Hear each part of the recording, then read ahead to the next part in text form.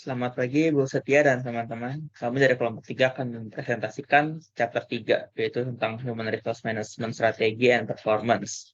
Sebelumnya, perkenalkan nama saya Christian Dwi Putra dengan NIM 2023-60226. Nama saya Andiko Suryadi dengan NIM 2023-60206. Nama saya Muhammad Ihsan Riyandi dengan NIM 2023-60208. Nama saya Nazlaila Zalfa Wijayanto dengan NIM 2023-60094. Saya Rosona Aldini dengan NIM 2023-689. Oke, jadi di bab ini ada 6 materi yang akan kita bahas. Yang pertama ada strategic management process, lalu ada type of strategies, yang ketiga ada strategic human resource management, yang keempat ada HR metrics, benchmarking, and data analytics. Yang kelima ada high performance work system, dan terakhir ada employee engagement guide for managers. Oke, silahkan yang pertama. Yang pertama, saya akan menjelaskan the strategic management process. Next. Jadi yang pertama itu ada the management planning process dulu. Jadi proses perencanaan manajemen dasar itu terdiri dari 5 langkah. Yang pertama ada menetapkan tujuan, yang kedua membuat perkiraan perencanaan dasar, yang ketiga ada meninjau tindakan alternatif, yang keempat ada mengevaluasi opsi mana yang terbaik, yang kelima memilih dan menerapkan rencana. Next. Nah, di sini kita lihat ada diagram hierarki sasaran perusahaan. Nah, yang paling atas itu ada presiden. Nah, yang kemudian 3 di bawahnya lagi ada vice president yang mewakili departemennya masing-masing. Ada sales, production, and human research. Nah, kemudian yang paling bawah itu staff-staff divisinya. Oke, next. Kemudian ada what is strategic planning. Jadi, menetapkan tujuan perusahaan biasanya dimulai itu dari atas. Nah, dengan merumuskan rencana strategi itu, perusahaan tuh secara keseluruhan membuat rencana strategis dengan mengenai bagaimana dilakukannya mencocokkan kekuatan dan kelemahan internal. Nah, peluangnya itu eksternal dan ancamannya itu untuk mempertahankan posisi yang cukup kompetitif. Next. Kemudian ada the strategic management. Nah, jadi di strategic management ini ada 7 langkah. Yang pertama, bertanya bisnis apa yang kita geluti saat ini. Yang kedua, mengevaluasi internal dan eksternal perusahaan dengan kekuatan, kelemahan, peluang, dan ancamannya. Yang ketiga, ada merumuskan arah bisnis baru. Yang keempat, memutuskan tujuan strategis. Dan yang kelima, memilih strategi dan program tertentu dalam bertindak. Nah, di langkah ke-6 dan ke-7 adalah mengimplementasikan dan kemudian mengevaluasi rencana secara strategis.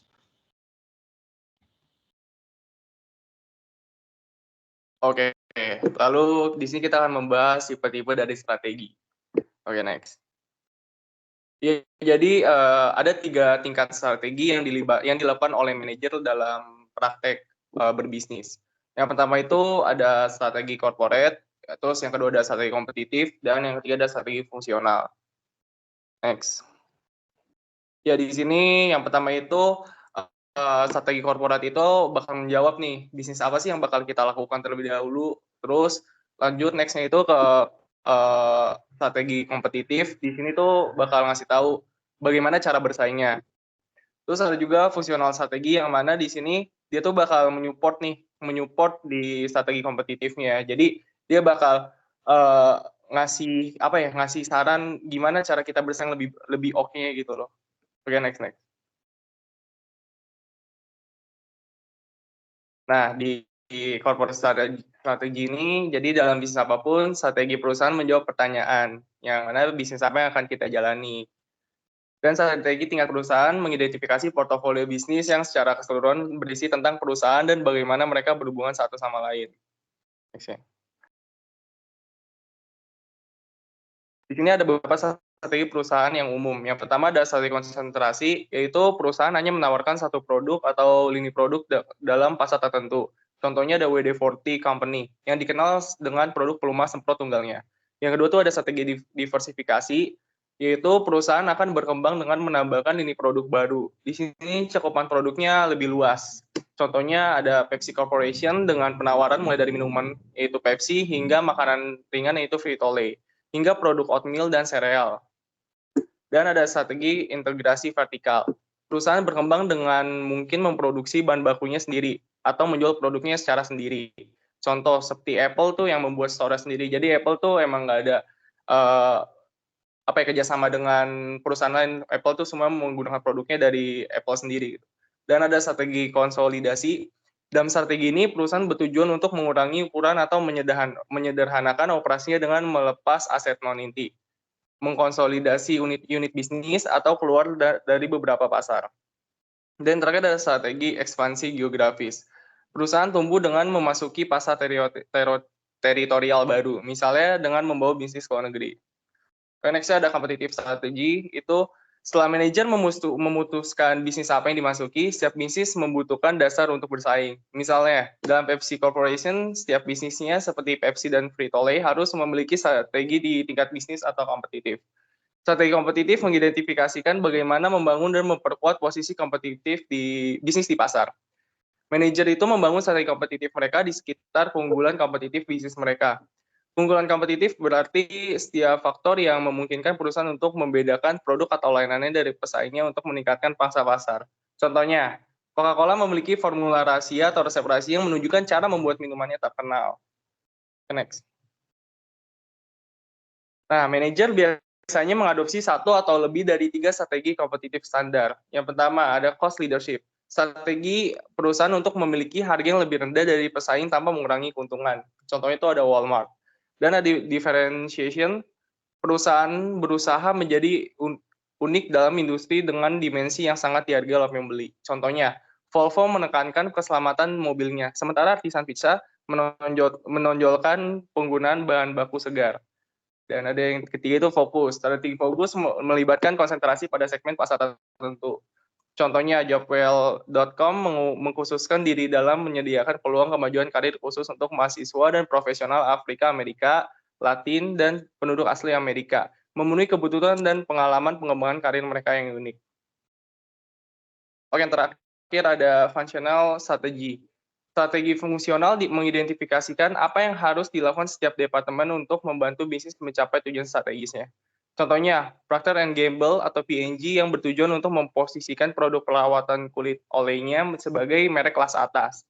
Dalam skenario ini, setiap departemen dalam P&G seperti pengembangan produk, produksi pemasaran, penjualan, dan sumber daya manusia harus terlibat dalam kegiatan konsisten dengan misi membuat oleh menjadi merek berkualitas tinggi. Next. Oke, di sini ada peran manajer dalam perencanaan yang strategis. Oke, manajer puncak perusahaan menentukan strategi perusahaan secara keseluruhan. Kemudian, strategi kompetitif dipilih untuk setiap bisnis perusahaan. Manajer departemen di setiap bisnis merumuskan strategi fungsional untuk departemen mereka. Tujuan strategi fungsional adalah mendukung strategi kompetitif dan tujuan strategis perusahaan secara keseluruhan. Setiap departemen memiliki strategi khusus. Yang pertama, Departemen Pemasaran memiliki strategi pemasaran. Departemen Produksi memiliki strategi produksi, dan Departemen Manajemen Sumber Daya Manusia atau SA memiliki strategi manajemen sumber daya manusia. Oke, next-nya akan dibahas dengan anggota selanjutnya. Oke, selanjutnya strategic human resource management.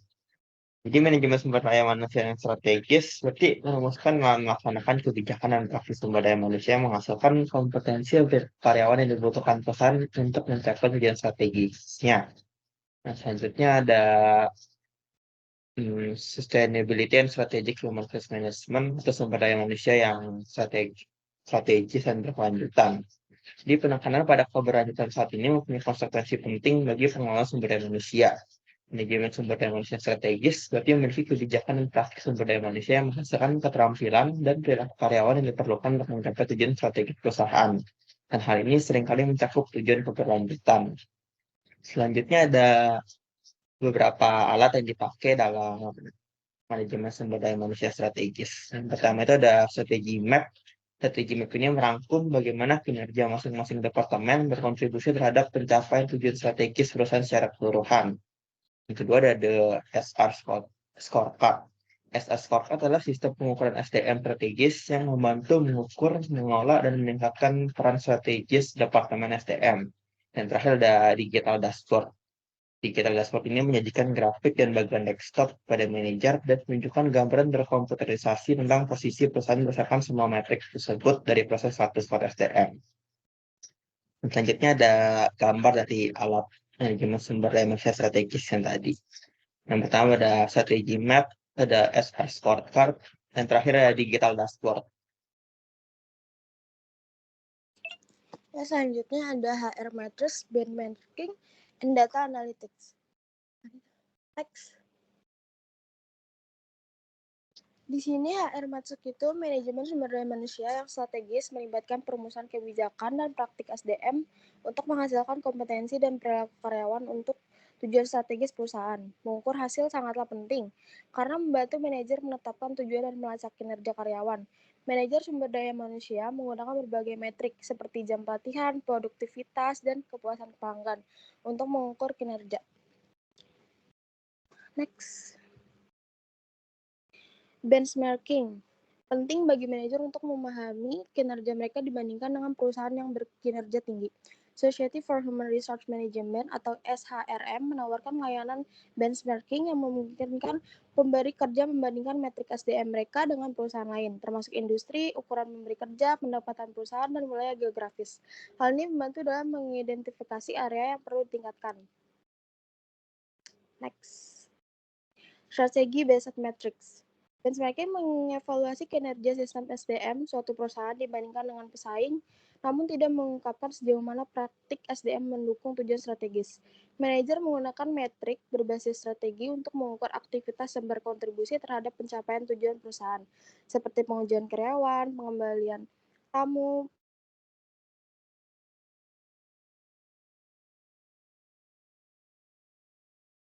jika praktik SDM membaik, metrik strategis seperti pengembalian tamu juga akan meningkat. What are HR audits? Audit SDM sangat penting bagi manajer SDM untuk menilai pergantian dan keselamatan karyawan. Mereka menganalisis fungsi SDM organisasi, termasuk kebijakan, praktik, proses, dan metrik. Audit biasanya melibatkan tinjauan daftar periksa terhadap data penggajian, catatan sumber daya manusia, dan buku pegangan serta kebijakan pemberi kerja. Ruang lingkup audit dapat mencakup peran dan jumlah karyawan, kepatuhan terhadap undang-undang terkait ketenaga kerjaan, rekrutmen dan seleksi, kompensasi, hubungan karyawan, tujuan menurut undang-undang, tunjangan kelompok, penggajian, dokumentasi, pelatihan dan pengembangan, komunikasi karyawan, serta kebijakan pemutusan hubungan kerja dan transisi. Next. Talent Analytics. Alat analisis data memungkinkan perusahaan menganalisis data karyawan dari sumber tradisional dan baru, sehingga analisis dapat menjawab pertanyaan yang belum terjawab sebelumnya. Misalnya, mesin analitik Aon Hewitt menganalisis data karyawan dan kinerja klien, menyediakan dashboard komputer untuk mengidentifikasi potensi tren pergantian karyawan, tenaga penjualan berkinerja tinggi, dan faktor risiko kecelakaan. Next. Analisis talenta dapat secara signifikan meningkatkan profitabilitas bagi perusahaan dengan menjawab berbagai pertanyaan mengenai manajemen talenta. Misalnya, JetBlue menemukan bahwa keterlibatan karyawan berkorelasi dengan kinerja keuangan. Lockheed Martin menggunakan data kinerja untuk mengidentifikasi area yang memerlukan perbaikan. Kiskom meningkatkan tingkat retensi karyawannya dengan memantau tingkat kepuasan, sementara Google dan Microsoft mengidentifikasi faktor-faktor yang menyebabkan pergantian karyawan dan meningkatkan praktik rekrutmen dan seleksi. Contoh-contoh ini menunjukkan potensi analisis bakat dalam meningkatkan kinerja organisasi. Selanjutnya dilanjutkan dengan teman saya. Kemudian ada High Performance Work System. Jadi High Performance Work System itu adalah salah satu alasan untuk mengukur, membuat tolak ukur, dan menganalisis praktik SDM secara ilmiah. Adalah untuk mendorong praktik kinerja yang berkinerja dengan tinggi. Nah, sistem kinerja yang berkinerja tinggi itu adalah HPWS. Adalah seperangkat kebijakan dan praktik manajemen sumber daya manusia yang secara bersama-sama menghasilkan kinerja karyawan yang unggul. Nextnya akan dijelaskan oleh anggota kelompok selanjutnya.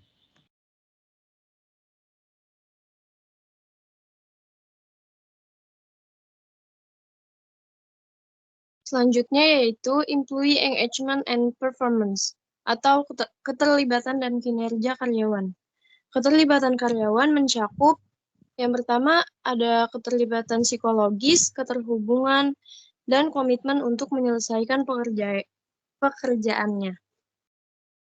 Keterlibatan karyawan penting karena mendorong kinerja dan produktivitas. Tingkat keterlibatan berkaitan dengan peningkatan layanan pelanggan, penjualan, kualitas produk, produktivitas, keselamatan kerja, retensi, ketidakhadiran, dan pendapatan. Next. Ada employee engagement problem atau masalah keterlibatan karyawan.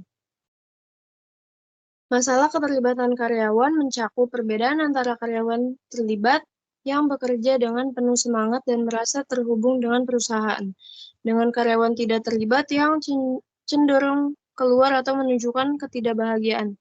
Sebagai dampaknya, perusahaan menghadapi risiko kinerja rendah, retensi buruk, dan potensi konflik serikat, menunjukkan perlunya peningkatan keterlibatan karyawan. Berikut beberapa contoh masalah keterlibatan karyawan. Yang pertama ada ketidakpuasan kerja, yaitu karyawan yang merasa tidak puas dengan pekerjaan atau lingkungan kerja, cenderung kurang terlibat, dan tidak berkontribusi secara maksimal. Yang kedua, ketidakjelasan peran.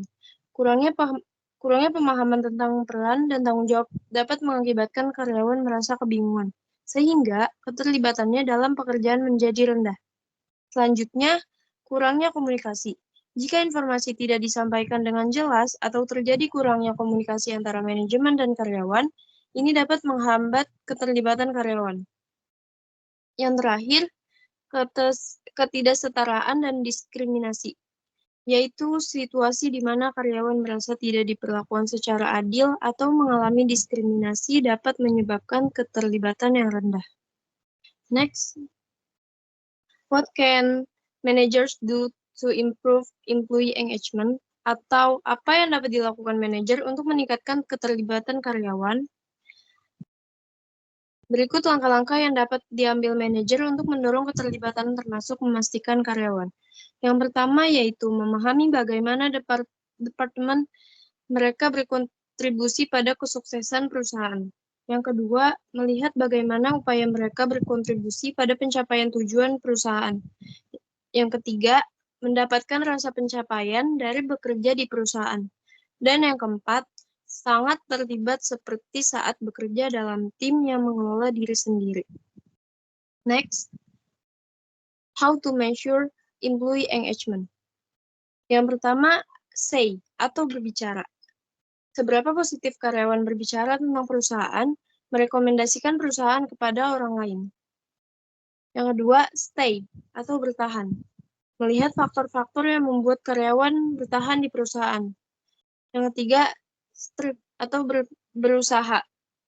Evaluasi apakah karyawan mengambil peran aktif dalam kesuksesan organisasi secara menyeluruh, melampaui tugas-tugas rutin untuk mendukung tujuan perusahaan. Baik, selanjutnya kami akan membahas kasus. Oke, jadi di paragraf 1, masalah yang diidentifikasi di sini adalah ketidakmampuannya Borders untuk memperhatikan dan merespon perubahan dalam industri buku, terutama dalam hal teknologi dan model bisnis. Mereka tidak memperhitungkan dampak internet dan e-commerce serta terlambat dalam membangun kehadiran online yang efektif. Ini menyebabkan kehilangan peluang untuk bersaing dengan pesaing dan mempertahankan pangsa pasar. Terus di paragraf 2-nya ini, masalah yang muncul dari paragraf ini adalah ketidakmampuannya Borders untuk mengantisipasi dan menyesuaikan diri dengan perubahan tren konsumen. Mereka tidak dapat mengidentifikasi pergeseran preferensi konsumen dari barang-barang fisik ke format digital dan tidak memperhitungkan dampaknya terhadap bisnis mereka.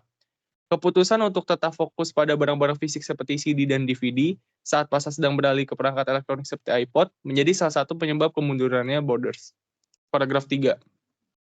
Masalah yang teridentifikasi di sini adalah perubahan strategis yang tidak tepat, di mana Borders mencabut fokus dari bisnis intinya sebagai toko buku. Mereka malah beralih ke produk non-buku dan mengaburkan identitas mereka sebagai penyedia buku. Ini mengarah pada penurunan kualitas layanan pelanggan dan kehilangan loyalitas konsumen. Terus paragraf 4 yang terakhir, masalah yang diungkapkan di sini adalah perubahan budaya perusahaan yang signifikan, termasuk tingkat pergantian karyawan tinggi dan rekrutmen eksekutif dari luar industri buku. Hal ini menyebabkan hilangnya pengetahuan dan komitmen terhadap bisnis buku serta mengganggu budaya layanan pelanggan yang dulu menjadi keunggulan Borders. Oke, nextnya rumusan masalah. Rumusan masalahnya adalah bagaimana keputusan strategis yang buruk memengaruhi kehilangan relevansi dan kesesuaian strategis border di pasar buku. Bagaimana kehilangan fokus pada inti bisnis, terutama dengan cabang ke produk non-buku, mempengaruhi kinerja bisnis dan citra merek Borders. Apa dampak dari perusahaan budaya perusahaan, termasuk tingkat pergantian karyawan yang tinggi dan rekrutmen eksekutif dari luar industri buku terhadap kualitas layanan pelanggan dan loyalitas pelanggan. Bagaimana ketidakmampuan Borders dalam merespon dengan cepat terhadap perubahan pasar seperti peralihan ke buku digital dan perubahan preferensi konsumen, mempengaruhi kinerja bisnis mereka dan menyebabkan kegagalan perusahaan. Selanjutnya. Nextnya itu adalah dampak atau pengaruhnya. Dengan digantikannya ragam buku yang dulunya terkenal dengan barang non-buku seperti boneka, mainan, dan barang-barang baru lainnya membuat layanan pelanggan dan loyalitas telah hilang. Nah, kemudian pada tahun 2009, semua lokasi luar negeri yang dimiliki langsung oleh Borders UK dijual atau ditutup hingga akhirnya perusahaan ini bangkrut pada tahun 2011. Next.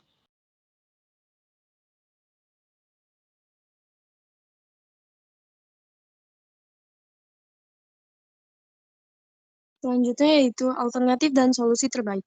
Yang pertama, melakukan investasi lebih awal dalam teknologi dan e-commerce, serta meningkatkan kehadiran online melalui strategi pemasaran digital dan pengembangan platform e-commerce yang inovatif. Yang kedua, mengadopsi model bisnis yang lebih berfokus pada buku dan meningkatkan kerjasama dengan penerbit serta mengikuti tren pasar dengan lebih cermat. Yang ketiga, mengembalikan fokus pada layanan pelanggan dengan merekrut kembali karyawan yang berpengetahuan dan berkomitmen tinggi terhadap buku serta memperbaiki budaya perusahaan yang mengutamakan pengetahuan dan layanan. Dan yang terakhir, mengembangkan strategi pertumbuhan yang berkelanjutan dengan memperkuat identitas dan nilai-nilai inti perusahaan sebagai toko buku yang terkemuka.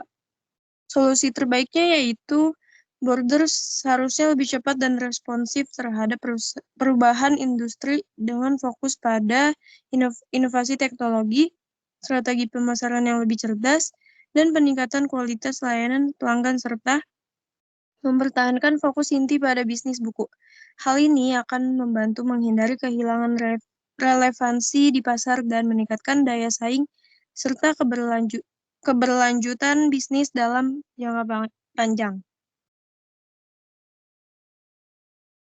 Ya, jadi kesimpulan dari kasusnya adalah bahwa kegagalan perusahaan Borders itu pertama disebabkan oleh keputusan strategis yang buruk, kurang adaptasi terhadap perubahan industri, dan hilangnya fokus pada inti bisnis.